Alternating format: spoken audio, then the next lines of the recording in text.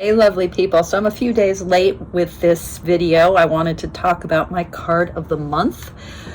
One of the reasons I'm late is because I'm actually living my card of the month. It's the Nine of Wands, which for me has for a long time been the vigilance card, right? I mean, literally, you've got a kind of wounded, embattled soldier type, bandage across their brow, standing strong. Because we don't know when the armies will return. So, like all of the nines of tarot, the Nine of Wands, the nines of tarot are all about coming home to the self. Something I say about the number 9 all the time. I can't remember where I first learned this. It's not my insight because I am not a math person, but apparently this is true.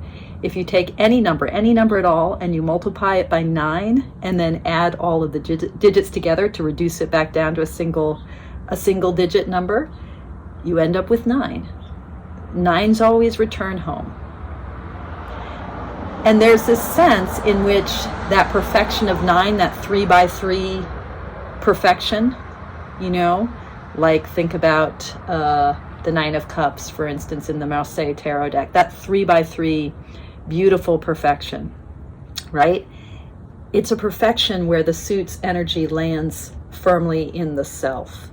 Before that kind of self-transcending moment, as the wheel turns, the wheel of tarot is always turning, and we fall off from the culmination of the suit to a new beginning. The tarot in its Ouroboros momentum kind of ends wrapping around into beginnings. The 9 is the place where things culminate before that wraparound, before the wheel turns. We're at the highest peak before we're going to fall on down. So 9s always come back to the self, and in the suit of Wands, right, the suit of fire, that coming back to the self, that holding of the fire, like I'm holding it all. Like the Nine of Swords, that holding of fire is, I think, psychologically experiences anxiety, as a kind of energetic kind of buzz within. So, this is the Nine of Wands in the Ostara Tarot, with the lynx. I think it's a lynx. I can't remember. I should have looked at my notes again. But this black, sorry for all the traffic noise, this black feline energy, and its eyes burning bright, such intensity, such power. A moment before that total collapse, the oppression of the Ten of Wands, right? Standing strong.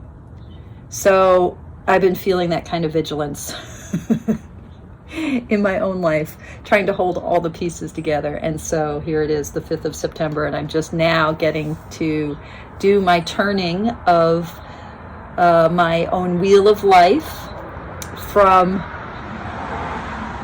my August card, which was the Queen of Swords, to my September card, the Nine of Wands. So I'm going to trade out my tarot talisman. There she is. There they are. Actually, that's one of the great things about the Charmcast Tarot, is that the figures, because they're so schematic, they're so scaled back, so iconic,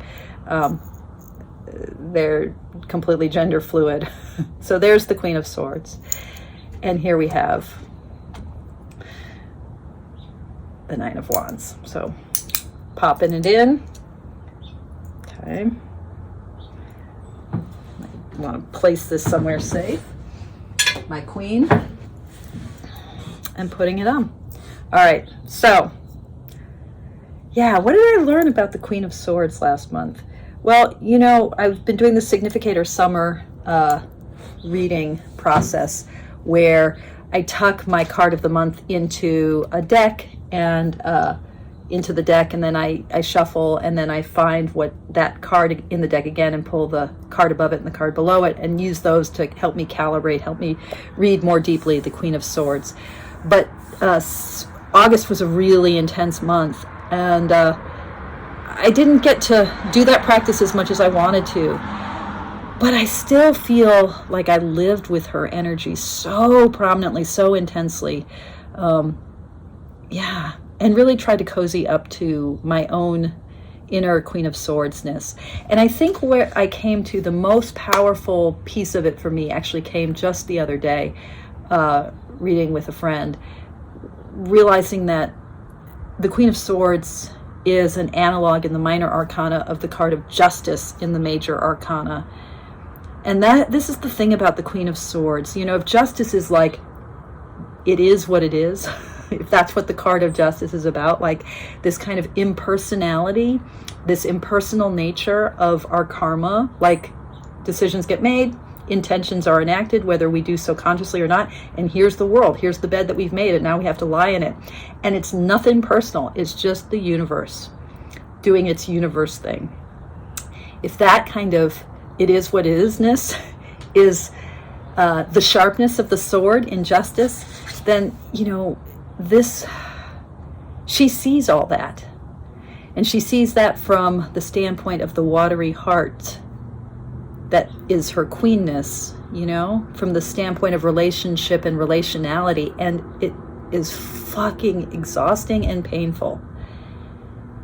And so as I move into Queen of Swords, so this is in my reading method of working with my Wheel of Life every month, I do what's called, I do a Rim month reading where I read the relationship between the previous month's card and this month's card.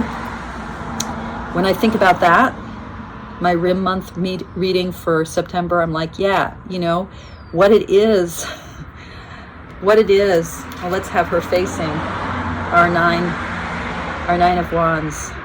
What it is to be the Queen of Swords is to end up in a position where all of our energy is this vigilance, right?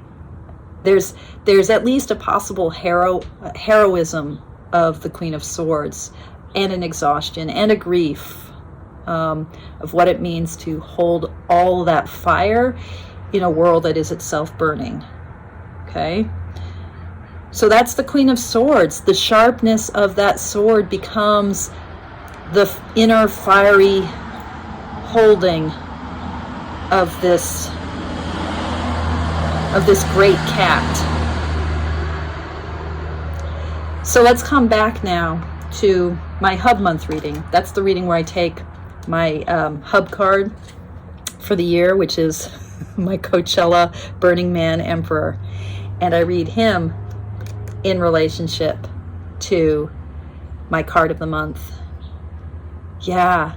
Okay, so, you know, the Emperor, right? Like all about structure and stability, the stability of building a world, of holding the world, of inscribing the world in the self. Like, I'm going to hold it all.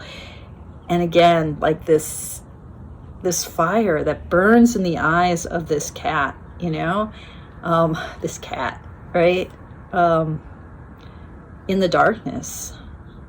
I mean, this doesn't feel to me like a shadowy, dark card, even though the palette of it is dark. It feels to me incredibly strong and beautiful and potent. And I think that might be what in this month I need to grapple with, that sense of the archetype, not just what I always read as the exhaustion of the figure standing here, embattled but still standing strong. Not just the kind of like, whew, stalwart vigilance, but a kind of intensity, an intensity of vision.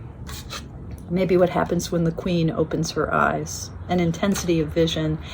And how does that become something that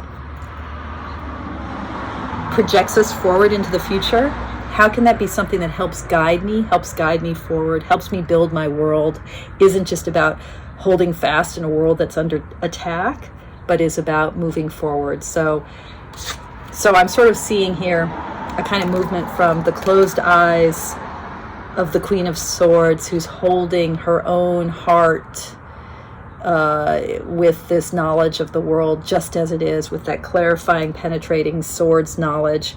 She opens her eyes, right?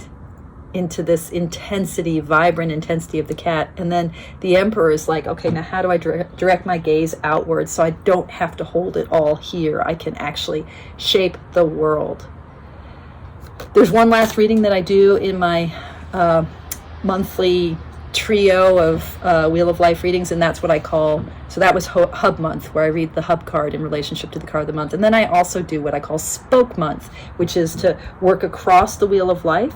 So in this case, so we're in September, and this is March, my March card, I think. Anyway, it's the Four of Wands, which is just such a sweet card in this deck, you know, just like this kind of family of bunnies, you know. And when I look at this card, I just sort of think about the little paws of that little bunny tucked under the garland, the flags, the prayer flags, the celebratory flags. Very sweet, a little bit mysterious card. But if I think about the Four of Wands as like home, homecoming, and the stability of home, that stability of fours, like the fourness of the Emperor, the fourth trump card, then it's also, yeah, so how do I build this home? Don't have to do it all internally. I don't have to hold this fire within. Building something, finding stability in the midst of this vigilance. Okay, that's what I got for this month. I think that's it. Yeah. I'm going to follow up now with another video where I do my significator, my first significator reading of the month. Okay. Toodles. Much love. As always, thank you for your practice.